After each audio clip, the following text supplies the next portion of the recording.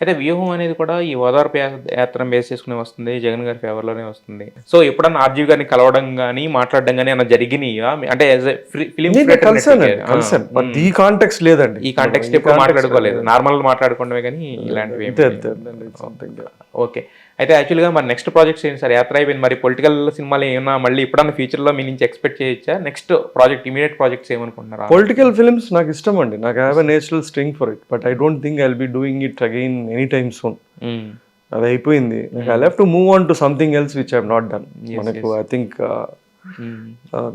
maybe in another 2 or 3 weeks లో I'll decide upon which is the kind of a story I would want to, and I'll start writing a script. నాకేం తొందర లేదు. సంవత్సరం రాస్తాను, సంవత్సరం పడతాది తీసి రిలీజ్ చేయడానికి. It is nothing. తీసే సినిమా మంచి సినిమా అయి ఉండాలి. అది మంచిది ఏంటో కన్నా నేను I should enjoy doing that and film making అనేది. ఐ షుడ్ ఎంజాయ్ ఇట్ అండి. యెస్. యెస్. అంటే మీలాంటి ఫిల్మ్ మేకర్స్ రేర్ సార్. అంటే మీరు మీరు నా ముందు కూర్చున్నారు ఇంటర్వ్యూ అని చెప్పడం కాదు కానీ, బట్ నమ్మిన దాన్ని ఎంజాయ్ చేస్తూ తీయడం అనేది ఒక ఆర్ట్ అది.